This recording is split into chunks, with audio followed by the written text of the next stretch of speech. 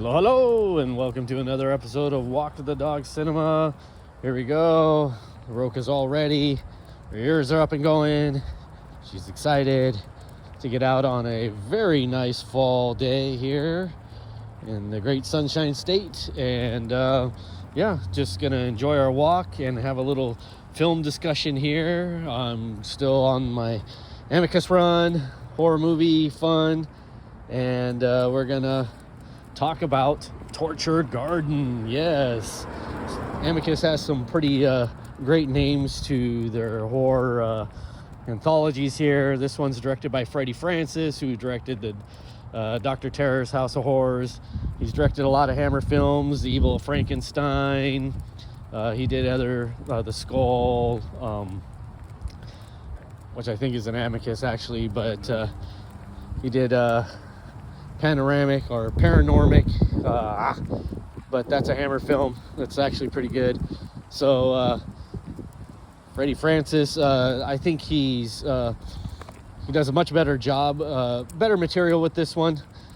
This is my second favorite of the anthologies, and they're fun. And Roka knew that I was filming her there, going to the bathroom. She might be a little embarrassed, but she's totally excited. So let's get down to business and discuss Torture Garden. So like I said, Torture Garden is my second of the 8.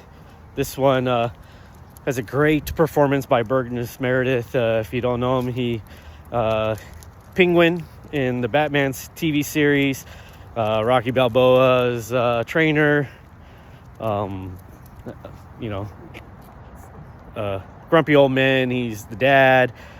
He had a great Twilight Zone episode, quite a few of them, but he has a very iconic one, the man with the glasses looking to read, with the heartbreaking ending that is quite iconic.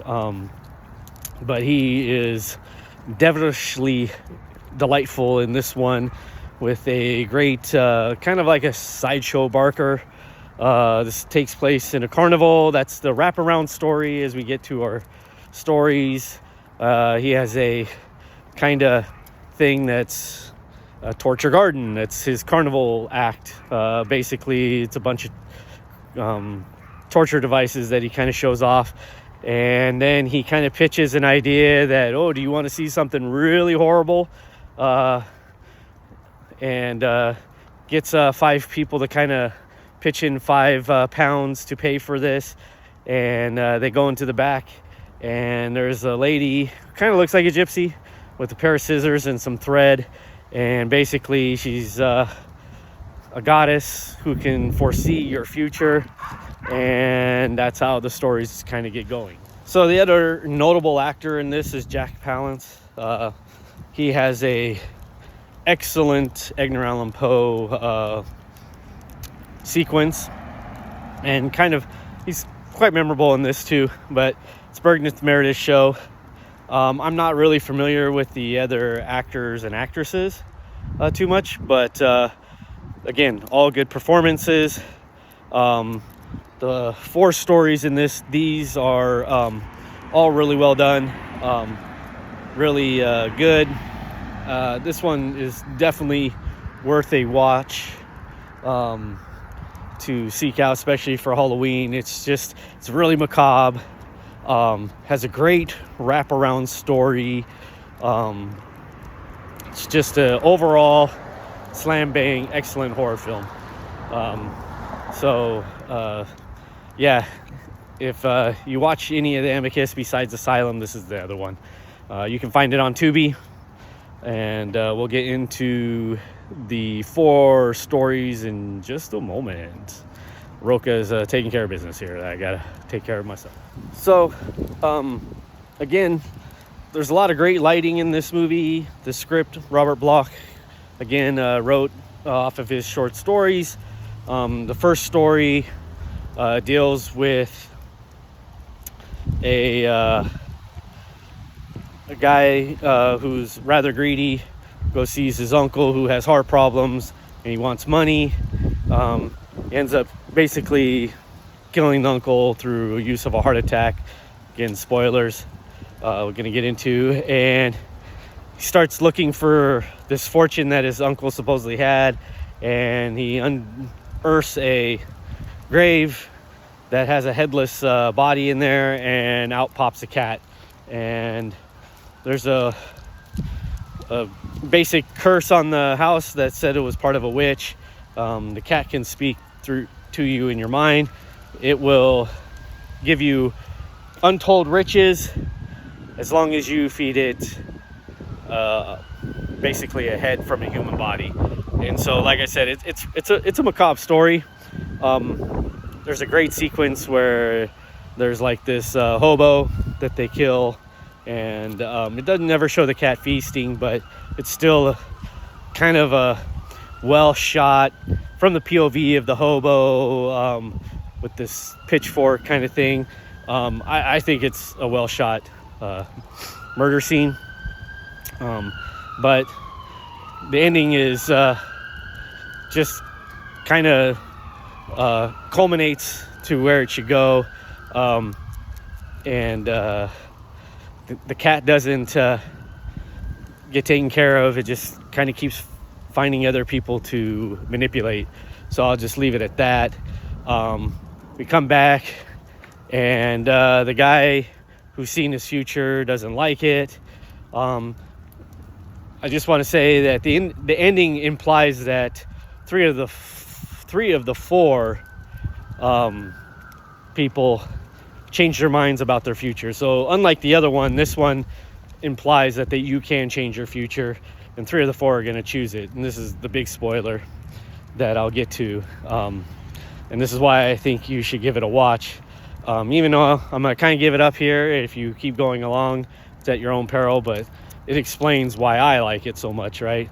But even if you see it coming, it's still great to watch it as it builds to it. So I don't think it ruins any effect of the movie. It's not that kind of twist or spoiler, but it kind of, watching it from another perspective, you can kind of watch this movie twice and get 2 different looks at it. So it's quite interesting in that regard, and I think that's why this one is so enjoyable. Same with Asylum, that there's certain layers in there that if you've seen it, watch it again and kind of look at it from that perspective.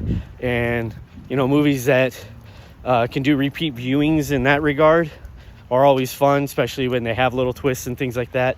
Memento was always kind of one of those that is always enjoyable on repeated viewings, even though you kind of know the twist, because you want to pick out all the details, which kind of makes it fun as a sleuth a little bit. So there's that added layer that I really like about the film. But the second one is about a woman who really wants to become a star at Hollywood, and she'll do anything. And she kind of does something really mean to her roommate to go out, and basically she sabotages it, and she meets up with a producer and an actor who have been impossibly long in Hollywood. This story has a great twist in the sense that it implies that maybe they're part of a satanic cult or vampirism, and it's more sci-fi based, and it has a great reveal at the end of it all. That one I kind of don't want to give up too much, just because I'm just letting you know it isn't vampires, it isn't satanic cult. Watching that one, if you've seen it, you kind of know what I'm talking about. If you've never seen it, that's kind of the one story that I kind of want to leave without the twist, because that one is rather fun at the end of it all, and I kind of like it in that regard, that it plays up all those things but ends up not being that, though it has to do actually with medical science. So it's a rather interesting thing that gets used in this, and I like where it goes. And the acting is really well done. It's not inherently suspenseful as like a horror movie, but the themes of it all are suspenseful and quite wicked in the regard of what the starlet is getting at, and it plays on those edges, and it does have this kind of forward momentum that is very suspenseful, believe it or not. And Freddie Francis does a great job directing it, especially using colors and darks and just really light. he lights up his starlet in this one and just shows her ethereal beauty, but underneath it, the actress does a great job just kind of showing her cattiness and kind of her vileness on this one level, that she'll do anything to get ahead until the very end. And it has an ending that you just kind of don't see coming on every level, on a certain level, but when you think about it, it all pays off really well. So the third short deals with a great piano player who falls in love with this lady. The lady's in the torture garden. She's seen her future, that she's fallen in love with this man, and he has an obsession with this piano, that he does end up telling her that it's alive. And so this story, it's straightforward. Again, Freddie Francis does a great job making the piano seem very sinister, and you get some great shots with it always kind of hanging over the course of the whole movie. And again, job well done by everybody conveying that. This one is basically Christine. I mean, obviously this was done way before that, but I could see Stephen King maybe have read the short story by Robert Bloch, and kind of fashioned Christine after this a little bit. They have similar themes, similar kind of a lot of aspects of it. It's just one's a piano and one's a car, but that's what this movie is all about. Though it takes place in one room, you don't have the piano running around killing a whole mess of people, but it does have a great ending. It's not so much as a surprise. We already kind of know the piano's alive. It's very jealous of the girl and basically pushes her out the window to her death. Again, we cut back to her looking at the goddess and the scissors, and she can choose not to have that happen to her. So again, interesting. And then we get to the fourth story with Jack Palance, and this one has Peter Cushing. He's an Edgar Allan Poe collector, and this one delightfully has where Peter Cushing actually has Edgar Allan Poe resurrected from the dead. So that's where this story goes from. Jack Palance is this crazy fanatic who's just totally into Poe. He's maniacal in this one. He's just got this nervous tick and this nervousness about him that just brings a lot of energy. It's a great over the top Jack Palance going kind of cuckoo crazy, just heading forward into this madness that ultimately goes to his doom. Yes, you do get to see Edgar Allan Poe in this one, so there is the payoff. He even talks, so you have to watch it. I won't say what happens with Peter Cushing, but he does an excellent job setting it all up and having some fun with it. Even has a nice little fight with Jack Palance.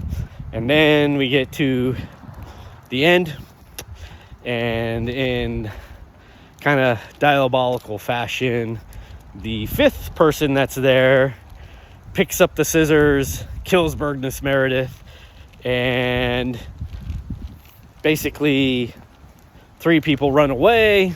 They don't want any part of any of this. They're going to change their fate, basically. We learn that the 5th guy is kind of in on it. Burgess Meredith gets up, pulls the scissors out of his chest. There's kind of a dead giveaway in that sequence right there. I'll let you watch it. It is fun, but lo and behold, Jack Palance stood behind. He thought something was up, and he basically figures it out and says, "Don't forget me," and leaves. And then Burgess Meredith turns to the screen and reveals that he is Satan, and it's rather fun. So me giving that up doesn't ruin it in any way, shape, or form. I think it's a fun ending because I won't kind of give away what he says, so to speak, but it's more hopeful than the last one, which I kind of like in one sense, but still keeps this horror aspect, but then also makes Jack Palance's character really vilely evil, and very interesting. And then when you think about it as you're watching it, even if you know the ending and you've seen this and you've never seen this, but really think about the Edgar Allan Poe part again when you do watch it or rewatch it, and pay attention to the ending. That's why I say this one on a second viewing, it really pays off. You'll get why Jack Palance is laughing at the end of that one. Though on one level we all know that the laugh's on us. So there's all these great circular kind of things going on in that Edgar Allan Poe one, all off of the denouncement of the final sequence, which I just love when you like really think about the movie and think back on it. And so that's why it makes it really enjoyable and just kind of really good.